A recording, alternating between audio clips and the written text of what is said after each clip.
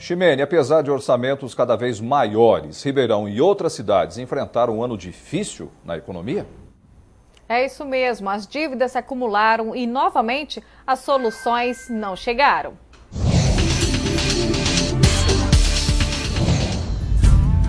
Se na virada do ano o pedido foi por mais prosperidade para 2013, foi bem longe disso o que janeiro trouxe ao Ribeirão Pretano. O mês onde a maioria da população tem grande parte de sua renda comprometida com o pagamento de contas, entre elas muitos tributos, o susto veio em um deles, o IPTU.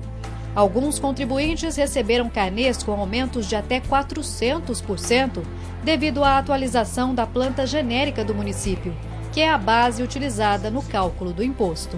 Na hora que eu vi isso aqui, eu não acreditei. Um absurdo, um aumento gigantesco, né? A gente vive de salário, né? Como que a gente vai pagar? Se eu pagar o PT, eu não como. Quando se aumenta no afogadilho, quando não se discute um projeto da maneira correta, infelizmente acontecem essas situações. Tragédia pré-anunciada para Ribeirão Preto. Milhares de moradores fizeram solicitação de revisão da cobrança. O pedido de revogação foi vetado pela Câmara.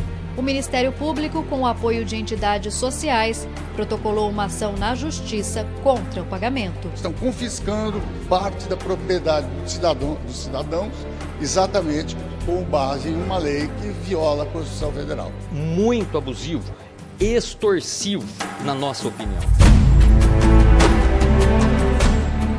Em um futuro não muito distante, o fantasma do IPTU pode voltar a assombrar os ribeirão-pretanos com mais mudanças.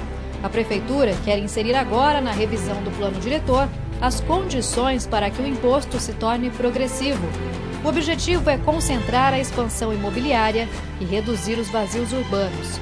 A medida atinge principalmente os proprietários de terrenos sem área construída. E mais uma taxa pode vir por aí, a do Corpo de Bombeiros.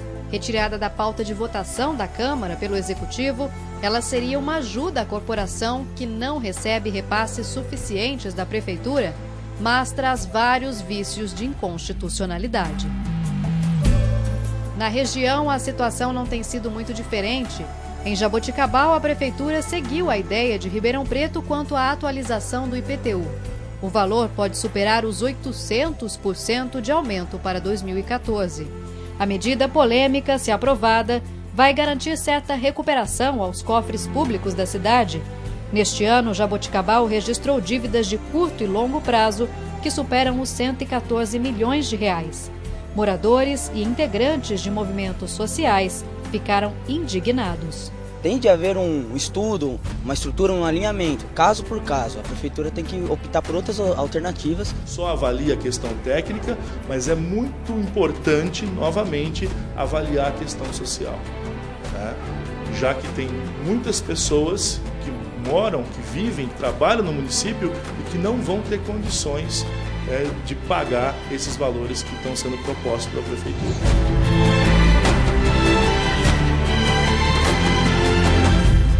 Outros municípios da região também passaram 2013 no vermelho. Em Pradópolis, a Prefeitura decretou estado de emergência econômico-financeira. O motivo foi uma dívida de 2 milhões de reais. Foi necessário cortar compras e horas extras, além de restringir o uso de veículos oficiais e economizar energia.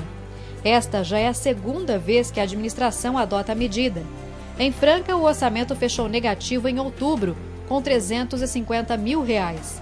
O valor arrecadado ficou 4% abaixo do mês anterior.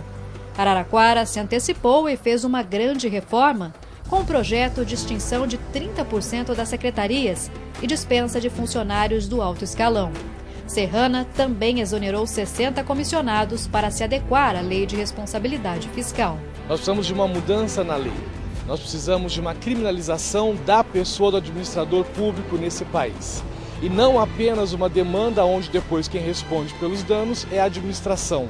Já Ribeirão Preto, considerada pelo Tribunal de Contas do Estado a 7ª cidade com maior endividamento em 2012, neste ano, só nos 4 primeiros meses, foram 243 milhões de reais no vermelho e nos 4 seguintes, outros 182 milhões. A expectativa para os próximos meses não é nada positiva. Segundo a Lei de Diretrizes Orçamentárias, a previsão é deixar um déficit para 2014 de mais de 120 milhões. A projeção para os próximos anos é ainda mais pessimista, de que a dívida consolidada passe de 1,5 bilhão, com juros e pagamentos de um empréstimo federal autorizado pela Câmara de quase 400 milhões de reais. O pedido gerou desconfiança até da Secretaria do Tesouro Nacional. Frente a esse cenário, uma comissão especial de estudos foi criada no Legislativo para apurar os altos valores. Nós não sabemos quantos mais restos a pagar. Isso são receitas extra-orçamentárias, não estavam no orçamento. Então, o endividamento da cidade só vem crescendo. Além de não honrar os compromissos que já vinham de outros anos, nós estamos nos endividando, assumindo novos compromissos. A Prefeitura até cogitou contratar uma empresa de consultoria para equilibrar as contas, mas a um passo de descumprir a Lei de Responsabilidade Fiscal, tomou medida mais urgente, mas não menos polêmica. Anunciou cortes de 12 milhões de reais na folha de pagamentos de funcionários. Um plano de gastos foi criado com limitação de horas extras e férias remuneradas, além de suspensão de aumentos e contratações. As medidas geraram revolta para muitos servidores, que também pediram o corte de comissionados. Trabalhadores do DAEP se mobilizaram e cruzaram os braços. Infelizmente, aqui o DAEP tem virado um cabide de emprego, a ponto de lá na nossa seção tinha 2 pessoas comissionadas apenas para atender telefone e anotar endereço para se entregar água. Na medida que uma prefeitura tem um quadro de funcionários públicos que vem por indicação política, no lugar de funcionários públicos em cargos de chefia e direção que estão lá por questões técnicas de carreira, isso prejudica muito a capacidade de um secretário público gerir a sua própria pasta. Isso torna praticamente que ingovernável. O DAEP também esteve envolvido em polêmica. A autarquia assinou contrato com a CODERP de locação de sistemas e equipamentos de informática por 5 milhões de reais. Apesar da legalidade, a moralidade foi questionada pela população.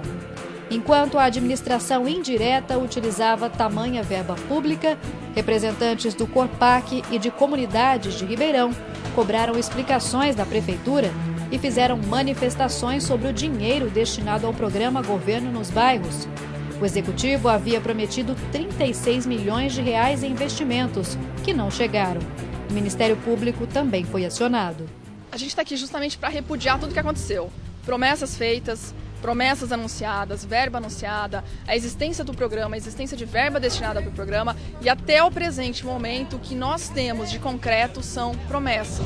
As dificuldades enfrentadas pelos cofres públicos também fizeram com que a Prefeitura solicitasse durante o ano à Câmara liberação de mais de 8 milhões de reais em verba suplementar e outros 30 milhões para pagamento de recursos orçamentários.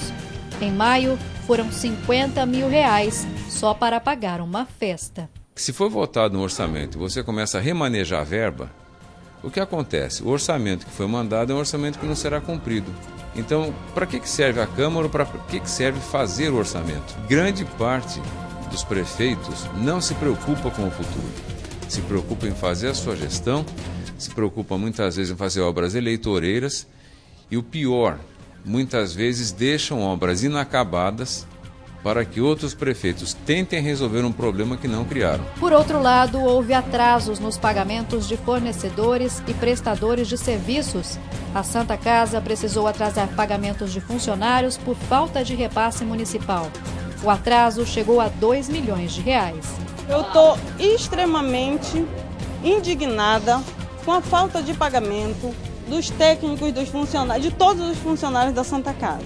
E os funcionários têm contas para pagar. E quem é que vai pagar os nossos juros? A gente quer atender, como todo mundo já disse aqui, só que não tem como. O laboratório, infelizmente, não tem como atender mais. Não tem kit para a gente trabalhar, não tem material para a gente trabalhar.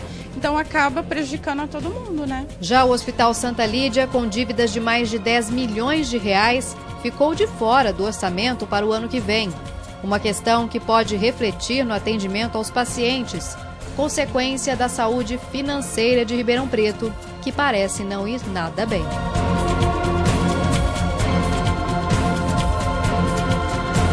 Com tantas dívidas e dificuldades enfrentadas durante todo o ano, cidades da região poderão contar em 2014 com verbas ainda maiores.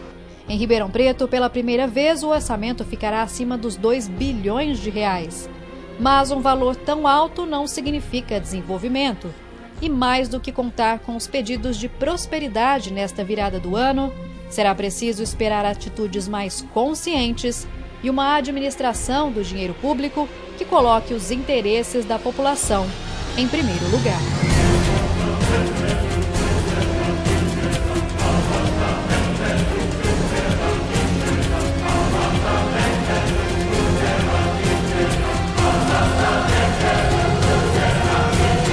Débora Lapini, na retrospectiva 2013 para o Jornal da Clube. E amanhã você acompanha a última retrospectiva. Serão exibidos os fatos políticos que marcaram o ano. Zanuelo.